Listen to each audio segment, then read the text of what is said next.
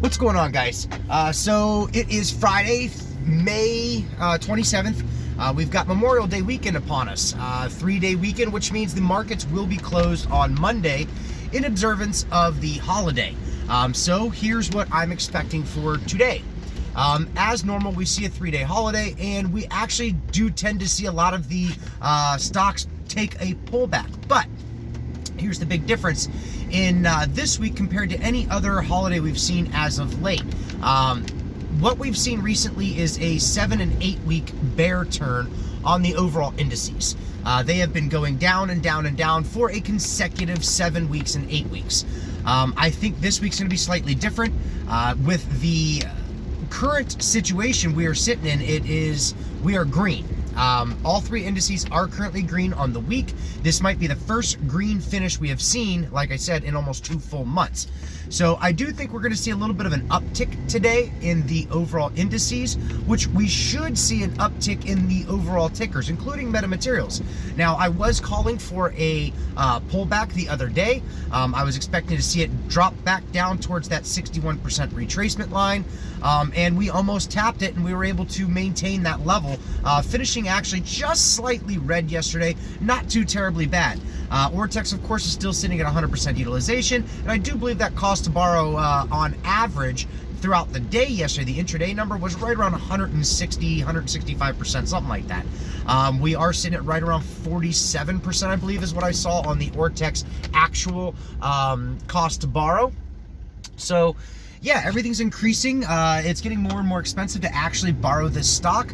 And the other thing, too, that you want to pay attention to, the length of time it takes for them to actually return all of those shares. It's getting to be very, very long. If you've noticed over the course of the last few days, last few videos, it's been extending. And then last we checked, it was sitting at right around 11 days to cover all of the shares on loan. So the longer that gets, the more you should be convicted, knowing that it's going to take them even longer to find the shares required, which is right around 56, 57 million shares. It's going to take them even longer to find those shares to physically return them to the clearinghouses for their accountability purposes. Anyway, so that just should tell you that the free float is not what it seems to be, because if it was, they wouldn't have such a hard time finding those shares.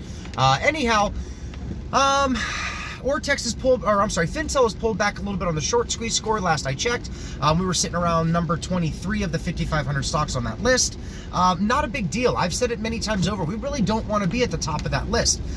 Yes, it brings eyes, but it's not the eyes you generally want to see. If you look in the history, most tickers that hit that number 1 short squeeze list, it's because the matrices are there for it to happen. But short sellers aren't going to let us win. They're not. They're going to keep it down. So when it hits that, they're probably going to drive a little bit harder. Now, today's overall short volume, or I should say yesterday's overall short volume, was right around 63% of the overall volume. So again, just proving to you that they're going to keep doing it harder and harder and harder, push harder and harder and harder to keep it below specific levels. $2 is going to be a very wicked, very rough level to break through, as it was proven just the other day. So just keep all of this in mind. This video is extremely short because, as you can tell, I'm in the truck. I'm on my way to work. I probably won't be putting out a video at all this weekend. If I do, it'll probably be late Monday, if at all possible.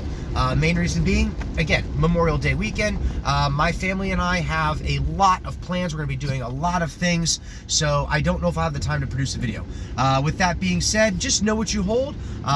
If you're in this for the long haul, then you don't even need to look at the stock chart today.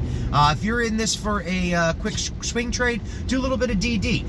You might actually want to hold on to this for the long haul after all, because metamaterials is going to be the way of the future. So just... yeah, but if you're in a first swing trade, you know what you're doing. You watch your levels, do your thing, whatever. Anyhow, like, subscribe, do whatever you got to do. Comment for the algorithms.